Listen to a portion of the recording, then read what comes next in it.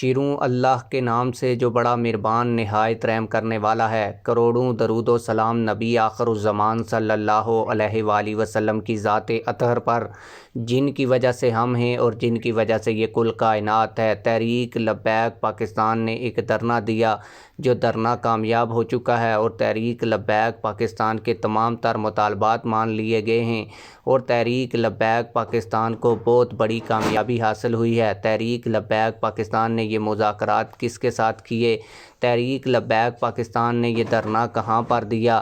تحریک لبیک پاکستان کے کون سے مطالبات کو مان لیا گیا اور کب ان کے اوپر عمل کیا جائے گا؟ یہ آج کی اس ویڈیو میں آپ لوگوں کو تفصیل کے ساتھ بتاؤں گا، لیکن ویڈیو شروع کرنے سے پہلے آپ لوگوں سے یہی گزارش ہے کہ ویڈیو کو لائک کریں، چینل کو سبسکرائب کریں تاکہ ہماری ہر نئی آنے والی ویڈیو آپ لوگوں کو بر وقت ملتی رہے۔ یہ تحریک لبیک پاکستان کے کارکنان اور قیادت کی بہت بڑی کامیابی ہے۔ یہ دھرنا اس وقت دیا گیا جب تحریک لبیک پاکستان کی پوری قیادت کو گمشدہ کیا گیا ہے اور تحریک لبیک پاکستان کے کارکنان کو جیلوں میں ڈالا گیا ہے، اور یہ سب کچھ کرنے والے یہی کہہ رہے ہیں کہ تحریک لبیک پاکستان ختم ہو چکی ہے، اور تحریک لبیک پاکستان کے پاس اب سٹریٹ پاور نہیں ہے، اور نہ ہی تحریک لبیک پاکستان کوئی احتجاج وغیرہ کر سکتی ہے۔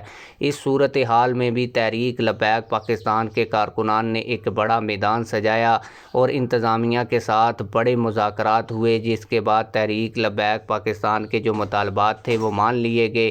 یہ دھرنا حیر پور میرٹھ سندھ میں دیا گیا۔ تحریک لبیک نے یہ دھرنا جس مقصد کے لیے دیا وہ پورا ہو گیا۔ تحریک لبیک پاکستان نے قادیانیوں کے شعائر اسلام کو استعمال کرنے کے خلاف ایک پہلے درخواست دی جس پر عمل نہ کیا گیا، جس کے بعد تحریک لبیک پاکستان نے دھرنا دیا، اور اب دھرنے کے بعد انتظامیہ نے 15 مئی کا وقت لیا ہے اور کہا ہے کہ 15 مئی تک تحریک لبیک پاکستان کے تمام تر مطالبات کے اوپر ہم خود عمل درآمد کریں گے، اور جو قادیانیوں نے شاعر اسلام کو استعمال کرتے ہوئے اپنی عبادت گاہ کے اوپر شاعر اسلام کا استعمال کیا ہے ان کو ہم خود گرائیں گے۔